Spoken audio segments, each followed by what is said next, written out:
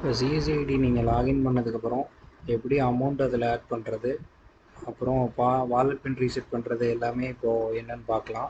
First சிஎஸ்சிஐடி password போட்டு நீங்கள் login பண்ணணும். லாகின் பண்ணிட்டீங்க அப்படின்னா உங்களுக்கு ஓடிபி ஆப்ஷன் கேட்கும். இதில் எப்போவுமே தேர்ட் ஆப்ஷன் கொடுங்க. எஸ்எம்எஸ் பேஸ்டு ஓடிபின்னு இருக்கும், அதை கொடுங்க. ஆதார் கொடுத்தீங்கன்னா ஆதார் போய்ட்டு வரக்கு லேட் ஆகும். இது எஸ்எம்எஸ் பேஸ்டு கொடுத்தீங்கன்னா உடனே நீங்கள் சிஎஸ்சியில் ரெஜிஸ்டர் பண்ண நம்பருக்கு ஓடிபி வரும், அதை போட்டு லாகின் பண்ணிக்கலாம். டெய்லியும் ஒரு டைம் பண்ணிங்கன்னா போதும். ஓடிபி போட்டதுக்கப்புறம் நீங்கள் பேஜ் லாகின் ஆகிடும்.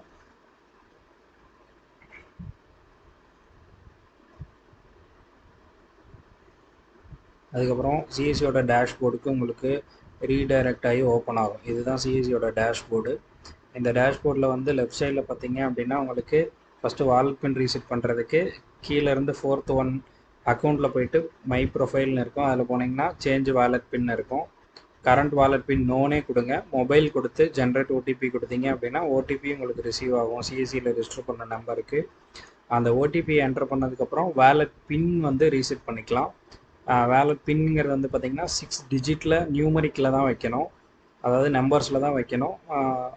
அதுக்கு இங்கே க்ரைட்டீரியெல்லாம் கொடுத்துருப்பாங்க. லைனாக கொடுக்கக்கூடாது, 1 2 3 அந்த மாதிரி கொடுக்கக்கூடாது, 1 1 1 1 அந்த மாதிரிலாம் கொடுக்கக்கூடாது. அதை என்னென்னு பார்த்துட்டு செட் பண்ணிக்கோங்க. இதுதான் ஃபஸ்ட்டு ப்ராசஸ்ஸு.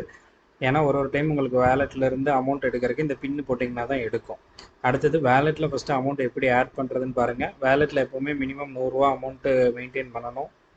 இதில் போய்ட்டு ஆட் மணி டு வேலெட் அப்படின்னு இருக்கும். இதில் உங்களுக்கு 3 பேமெண்ட் கேட்வே கொடுத்துருப்பாங்க. ஃபஸ்ட்டு அமௌண்ட் எவ்வளோன்னு போட்டு மொபைல் நம்பர், நீங்கள் எந்த மொபைல் நம்பர் வேணாலும் கொடுத்துக்கலாம். அதேமாரி அடுத்தது ஆக்சிஸ் பிஜி கொடுத்தீங்கன்னா உங்களுக்கு யூபிஐ ஆப்ஷன் இருக்கும், ஃபெயிலியர் உங்களுக்கு கம்மியாக இருக்கும். அதனால் ஆக்சிஸ் பிஜின்னு கொடுத்துட்டு ஜென்ரேட் கியூஆர் கொடுத்தீங்க அப்படின்னா கியூஆர் ஜென்ரேட் ஆகி வரதே கியூஆர் தான் வரும். ஜென்ரேட் கியூஆர் கொடுத்தீங்கன்னா கியூஆர் ஜென்ரேட் ஆகும். நீங்கள் உங்கள் ஃபோன்பே, ஜிபே எந்த யூபிஐ வேணுமானாலும் ஸ்கேன் பண்ணி இதில் ஆட் பண்ணிக்கலாம். वीडियोस बनाने हैं फिल्मोरा है ना।